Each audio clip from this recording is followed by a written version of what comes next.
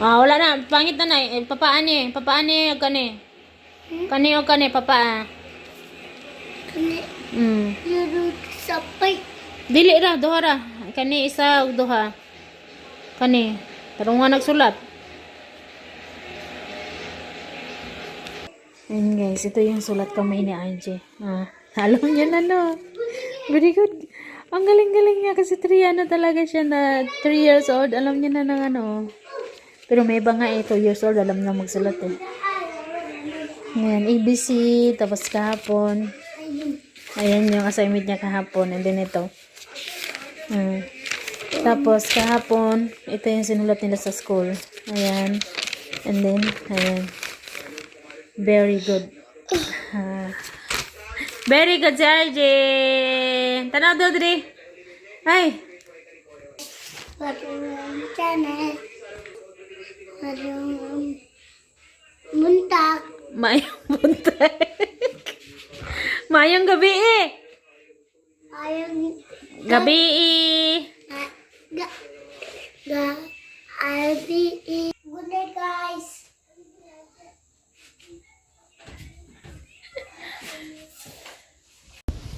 Hi guys, magandang tanghali. Ang lakas ng hangin. Time check dito sa Nepal is 12:41 na ng tanghali. Actually, may nag-invite sa amin ngayon para pumunta doon ano daw. May ginagawa silang padasal ba. So, pupunta ako doon maya-maya. Ulo natapos na rin ako magligo. Binilad ko na yung tuwalya na ginamit ko kasi basa. And then guys, nagbilad ako ng mga kumot namin. Ang lakas ng hangin, grabe. Kanina pa itong hangin na to. And guys, papakita ko sa inyo yung nagawa akong DIY na ano guys, nalagayan ng sapatos. And then, tignan nyo yung ating snake plant, oh. Ang sipag-sipag dumami. And then guys, at nagpintura ako kagabi at saka ito lang muna yung natapos ko sa kayan. Makita ko sa inyo. So ayan na po siya guys.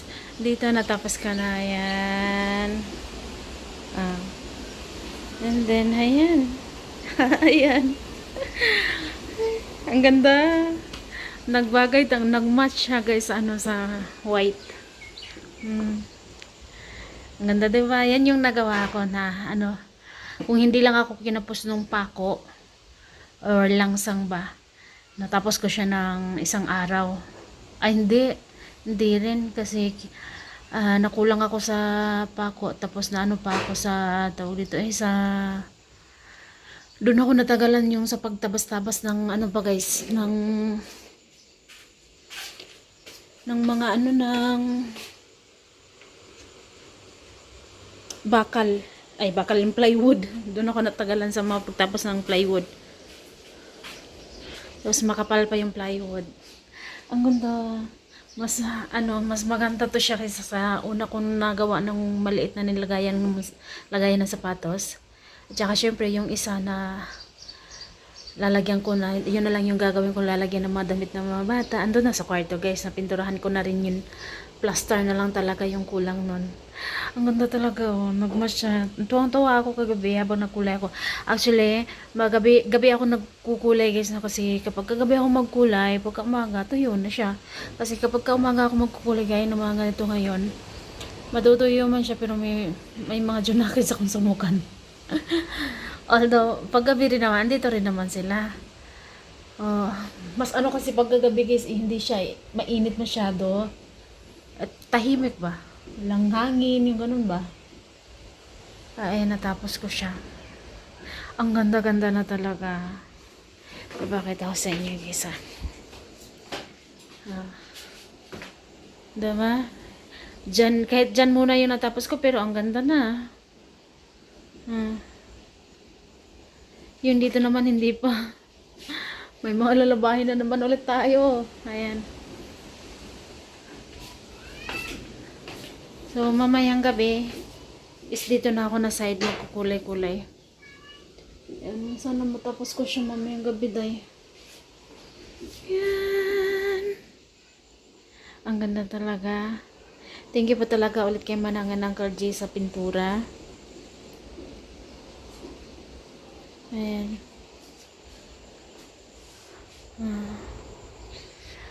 So guys, hanggang dito na lang muna dahil mag-ayos-ayos lang tayo. At ako'y pupunta na rin doon sa ano nila, sa padasalan nila. Kasi in-invite tayo guys, so dapat natin tayong pumunta. Bye-bye po. Sa Ima nauna na doon, si RJ at Ari naman school. Start ngayon ni Ari ng school, si RJ naman kahapon. Bye-bye po guys. Thank you for watching. Hi guys, good morning. So yun, first time akong nabalik dito ulit guys simula nung ginawa to. Napakita ko sa inyo to dati, na-upload ko dito dati, di ba? Oh, after nun, hindi na ako nakapunta ulit dito. So ngayon lang ulit ako nakapunta talaga dito kasi tinawag ko ng mga binan ko para buhatin yung ano, yung tawag dito yung dal ba? Tinatawag namin dito na masurudal. Or ano siya, lentils dal. Guys, tignan nyo, may nabuhay na ano, ayun o. Yung green na parang sa akin, doon sa bahay. Tapos ayan, very good, nabuhay ka dyan. Sakto yan. Dito, ayan, may nabuhay. Ayan. At saka ito, very good. Yan dito lang na side yung wala nabuhay talaga. Kasi ito, di ba lalaki ito, kagaya yung sa akin sa bahay, guys, di ba lumaki siya? So pag lalaki yan, may posibilidad na ganyan din siya kalaki, lalaki din siya na ganyan kahaba. Ayan. So pwede siyang gawin pang bakod, 'di ba? Soon. Maganda naman na siya, guys. Buti nga hindi to nalipad ng hangin kasi dito grabe talaga sobrang ano ng hangin, guys. At saka ipakita ko sa inyo yung ginawa nilang tawag dito. Lagayan ng parkinganan ng bike ba, ng motor. Tapos lagayan na rin ng kahoy. Dito na inimbak yung mga kahoy. Ayan. Malaki pala yung ginawa nila dito, guys. Mas malaki pa to doon kaysa dirty kitchen namin dan sa amin. Mas malaki pa to.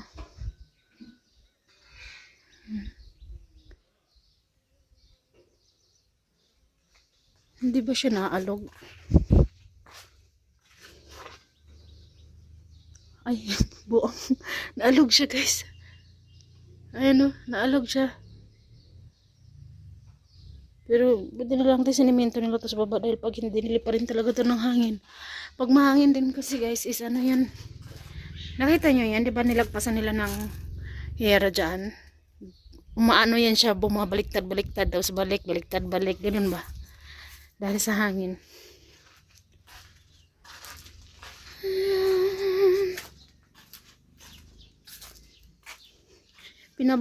Patulong ako sa pagbuhat ng dito masurudal dahil dadalhin na nila doon para ano guys, ipagiling at para gawin na ring may ano na kami, may dal na kami na pang sabaw.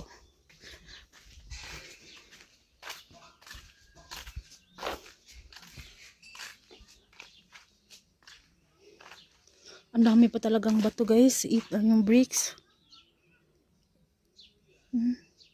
Ayan pa. Tapos doon pa, konti lang, isang linya lang yung ginawa nila doon pang bakod para hindi na sila doon maglagay banda ng yero. Sabi ko sa kanila, ito mga puno na ito, putulin na nila itong mga dulo-dulo para mas malinis talaga tignan. Pero hindi ko alam kung bakit din nila pinapaputol.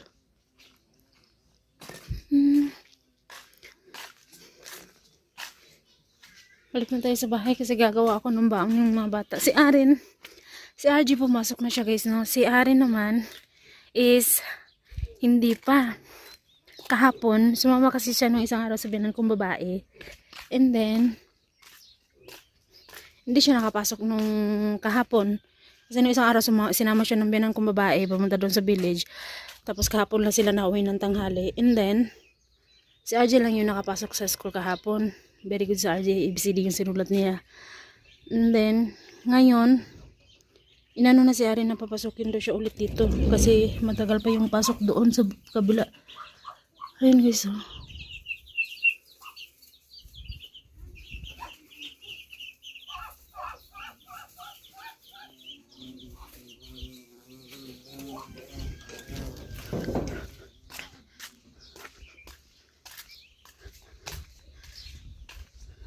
Kaya ngayon ang pumasok ngayon si Arin at RJ. Kasi Ayman, hindi pa.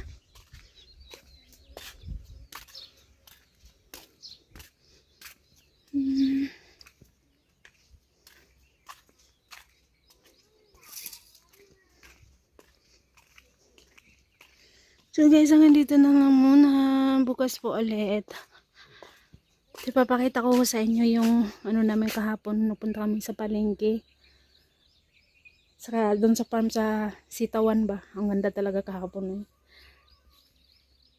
At saka ipapakita ko sa inyo mamaya. Sa ngayon ito muna ho yung i-upload ko. Tapos mamaya ipapakita ko sa inyo yung DIY ko na naman na nagawa na lagayan ng sapatos. At tawag dito nagpintura na ako doon sa loob ng kitchen. Tignan yung laki na to. Nakakatakot yung balat niya. So, bye bye po guys.